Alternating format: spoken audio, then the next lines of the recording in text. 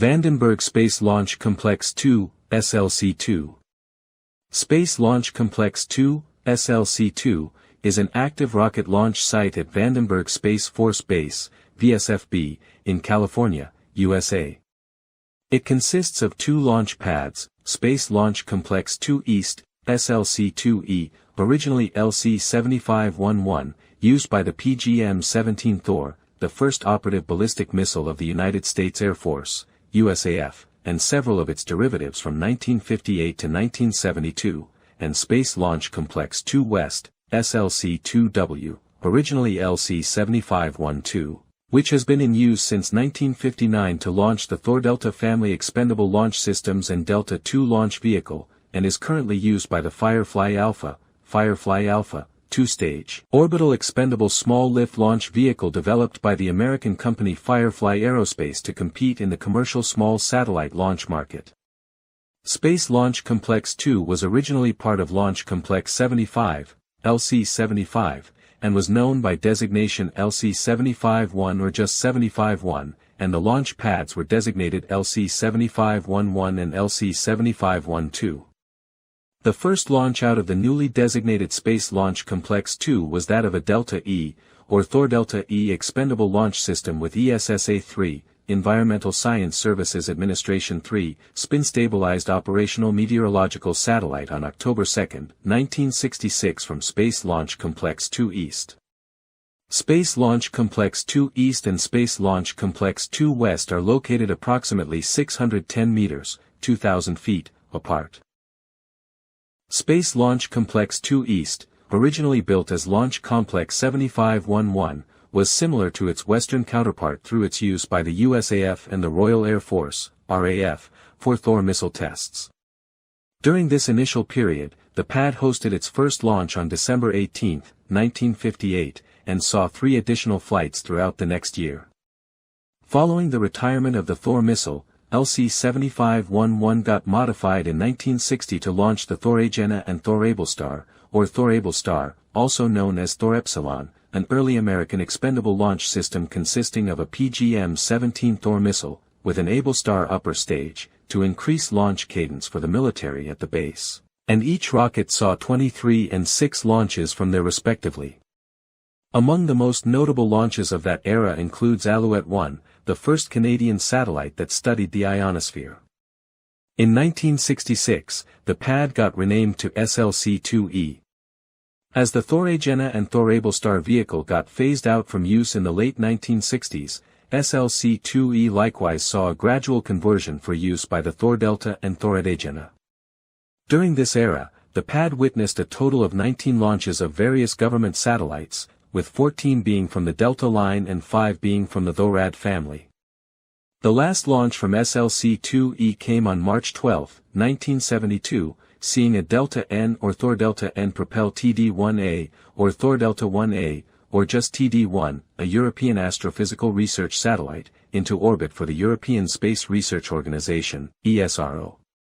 Much like SLC-1E and SLC-1W, SLC-2E got mothballed to concentrate launches in the area at SLC-2W. In the years following its deactivation, most structures at Space Launch Complex 2 East have been demolished. Space Launch Complex 2 West, originally Launch Complex 7512, was built in the late 1950s to launch the PGM-17 Thor missile for use in suborbital tests, being jointly operated by the United States Air Force and the Royal Air Force in accordance to the Intermediate Range Ballistic Missile, IRBMs, stationing in Britain as a part of so-called Project Emily. It saw its first launch on September 17, 1959, with launches being held over the next 4 months and all but one being successful. Following the last flight on January 21, 1960, the pad underwent the conversion into an orbital launch complex, as the Thor got decommissioned from missile use and was replaced by intercontinental ballistic missiles, ICBMs, such as the LGM-25C Titan II developed by the Glenn L. Martin Company from the earlier Titan I missile. As per its new use, LC-7512 was subsequently designed to launch the Thor Agena and the Thor Ablestar to complement the nearby SLC-1E and SLC-1W in its capabilities of putting satellites into polar orbit. Over the next 7 years, it was put into use 21 times for 19 Agena and 2 Able Star launches, with the overwhelming majority of payloads being reconnaissance satellites such as the KH-4, as part of the Corona program, for military customers like the National Reconnaissance Office, NRO. With the Department of Defense, DoD, seeing its payloads grow in size throughout the late 1960s, as seen by satellites such as the KH-9, Byman codename Hexagon, commonly known as Big Bird or Keyhole 9, and KH-11 Cannon, later was renamed Crystal, then evolved Enhanced Crystal System, and codenamed 1010 and Keyhole, getting developed. Both the Thor Agena and Thor Able Star were retired and the pad received another modification under the SLC-2W name, this time to act as the west coast site of the Thor-Delta, also known as Delta DM-19 or just Delta, a member of the Thor family of rockets, and the first member of the Delta family, and its derivatives to complement Launch Complex 17 at Cape Canaveral.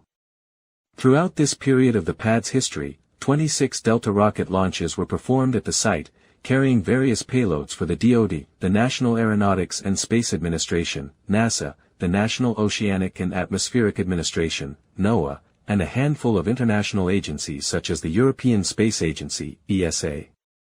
During the late 70s, a mobile service tower was constructed at Space Launch Complex 2 West to help support the various Delta evolutions by creating an enclosed environment.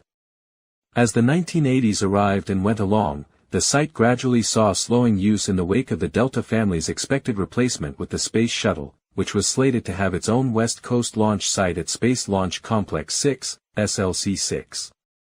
Despite all California Space Shuttle plans getting axed following the Space Shuttle Challenger disaster in 1986, Space Launch Complex 2 West only saw one last liftoff in this configuration on November 18, 1989, with a Delta 5000 expendable launch system being used to launch the Cosmic Background Explorer, COBE, for NASA. Its goals were to investigate the cosmic microwave background radiation, CMB or CMBR, of the universe and provide measurements that would help shape the understanding of the cosmos.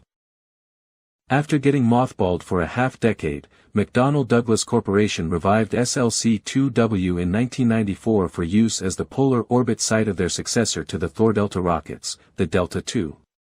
The first launch in this new era was on November 4, 1995, carrying RadarSat-1, commercial Earth observation satellite, for the Canadian Space Agency, CSA, and a Deep Space Network, DSN, test satellite for NASA. Over the next 23 years, the pad saw 45 Delta II launches and delivered various payloads to polar orbit for numerous governmental agencies and commercial customers.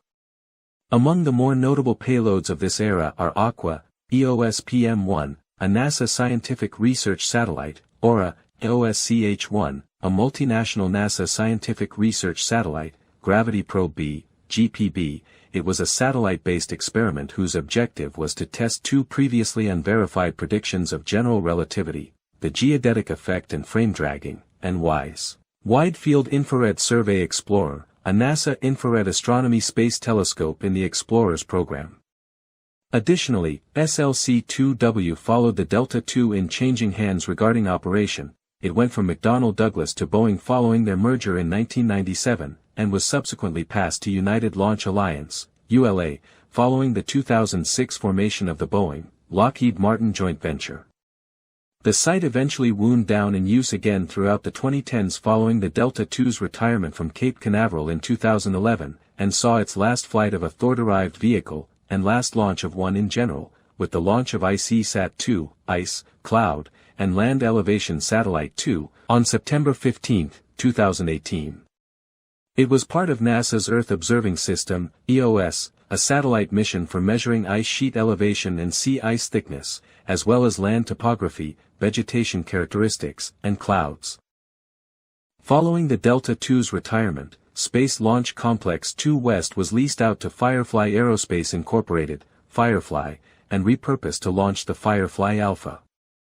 During the demolition process, a fire broke out inside the Delta II mobile service tower on October 15, 2020, though no injuries were reported. The maiden flight of Alpha vehicle took place on September 3, 2021, and resulted in a flight failure following an engine failure causing a range safety activation at transonic speeds. Firefly would not attempt a second flight until October 1, 2022, which was successful in reaching orbit. That same year, Firefly and Northrop Grumman announced their collaborative medium launch vehicle, MLV, previously known as Firefly Beta, now known as Eclipse, was in development, and that it will also be using Space Launch Complex 2 West as a polar launch site.